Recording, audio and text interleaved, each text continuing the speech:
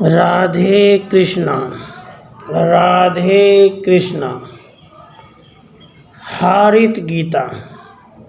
प्राचीन काल में हारित मुनि ने मुमुक्षु पुरुष के प्रधान कर्तव्यों से संबंध जो उपदेश दिए थे, उन्हीं का परिचय सरसैया पर लेटे पितामह भीष्म द्वारा युधिष्ठिर को दिया गया था।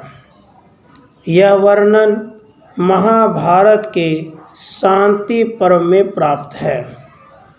इसी को हारित गीता कहते हैं।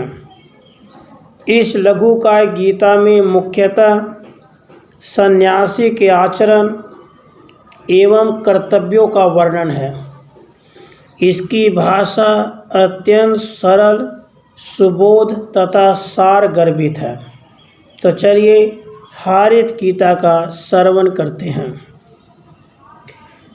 युधिष्ठिर ने पूछा, पितामह, प्रकृति से परे जो परब्रह्म का अविनाशी परम धाम है, उसे कैसे स्वभाव, किस तरह के आचरण, कैसी विद्या और किन कर्मों में तत्पर रहने वाला पुरुष प्राप्त कर सकता है? भीष्म जी ने कहा, राजन, जो पुरुष मोक्ष धर्मों में तत्पर, मिताहारी और जितेंद्रिय होता है, वह उस प्रकृति से परे परब्रह्म परमात्मा जो अविनाशी परम धाम है, उसे प्राप्त कर लेता है। युधिष्ठिर, पूर्व काल में हारित मुनि ने जो ज्ञान का उपदेश किया है, इस विषय में विद्वान पुरुष उसी प्राचीन इतिहास का उदाहरण दिया करते हैं। उसे सुनो।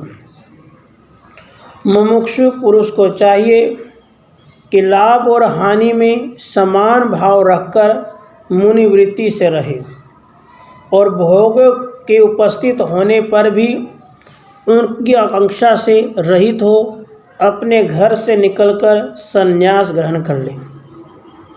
न नेत्र से, न मन से और न वाणी से ही वह दूसरों के दोष देखे, सोचे या कहे।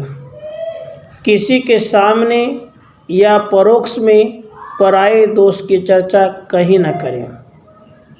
समस्त प्राणियों में से किसी की भी हिंसा न करे, किसी को भी पीड़ा न दे, सबके प्रति मित्र भाव रखकर विचरता रहे। इस नश्वर जीवन को लेकर किसी के साथ दुश्मनी न करे। यदि कोई अपने प्रति अमर्यादित बात कहे, निंदा या कटु वचन सुनाए, तो उसके उन वचनों को चुपचाप सह ले। किसी के प्रति अहंकार या घमंड न प्रकट करे।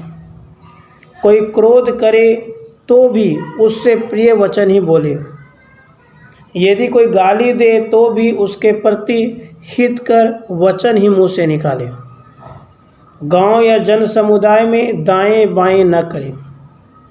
किसी का पक्ष विपक्ष न करे। भिक्षावृत्ति को छोड़कर किसी के यहाँ पहले से निमंत्रित होकर भोजन के लिए न जाए।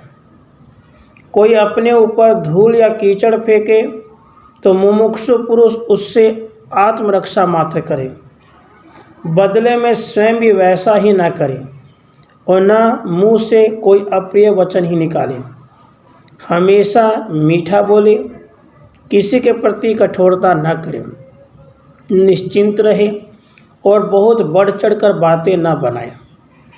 जब रसोई घर से धुआं निकलना बंद हो जाए, अनाज मसाला कूटने के लिए उठाया हुआ मूसल अलग रख दिया जाए, चूल्हे की आग ठंडी पड़ जाए, घर के लोग भोजन कर चुके हों और बर्तनों का संचार, रसोई परोसी हुई थाली का इधर उधर ले जाना बंद हो जाए, उस समय सन्यासी मुनि को भिक्षा प्राप्त करने की चेष्टा करनी चाहिए।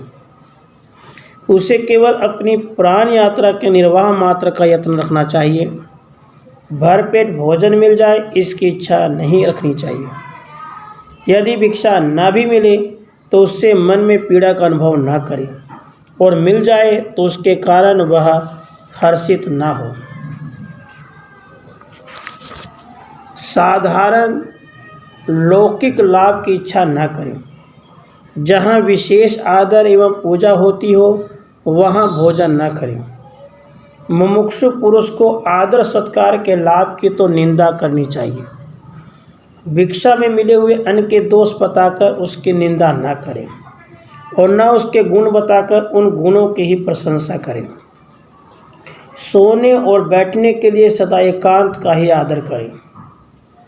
सूने घर, वृक्ष की जड़, जंगल अथवा पर्वत की गुफा में अथवा अन्य किसी गुप्त स्थान में अज्ञात भाव से रहकर आत्मचिंतन में ही लगा रहे। लोगों के अनुरोध या विरोध करने पर भी सदा समभाव से रहे। निश्चल एवं स्थिर चित्त हो जाए तथा अपने कर्मों द्वारा पुण्य एवं पाप का अनुसरण न करें। सर्वदा तृप्त और संतुष्ट रहे। मुख और इंद्रियों को प्रसन्न रखें। भय को पास न आने दें। प्रणव आदि का जप करता रहे तथा वैराग्य का आश्रय ले मौन रहे। भौतिक देह, इंद्रिय आदि सही वस्तुएं नष्ट होने वाली हैं और प्राणियों के आवागमन, जन्म और मरण बारंबार होते रहते हैं। यह सब देख और सोचकर जो हमेशा निष्प्रिय तथा समदर्शी हो गया है, पक्के अर्थात रोटी भात आदि और कच्चे अर्थात फल मूल आदि से जीवन निर्वाह करता है, आत्मलाभ के लिए जो शांतचित्त हो गया है तथा जो मिताहारी और जितेंद्रिय है, वही वास्तव में सन्यासी कहलाने योग्य है। सन्यासी तपस्वी होकर वाणी, मन, क्रोध, हिंसा, उदर और उपस्थ इनके वेगों को सहता हुआ इन्हें वश में रखे। दूसरों द्वारा की हुई निंदा उसके हृदय में कोई विकार न उत्पन्न करे। प्रशंसा और निंदा दोनों में समान भाव रखकर उदासीन ही रहना चाहिए। संन्यास आश्रम में इस प्रकार का आचरण परम पवित्र माना गया है। सन्यासी को महामनस्वी, सब प्रकार से जितेंद्रिय, सब ओर से असंग, सौम्य, मठ और कुटिया से रहित तथा एकाग्रचित होना चाहिए। उसे अपने पूर्व आश्रम के परिचित स्थानों में नहीं जाना चाहिए। वानप्रस्थों और गृहस्थों के साथ उसे कभी संसर्ग नहीं रखना चाहिए।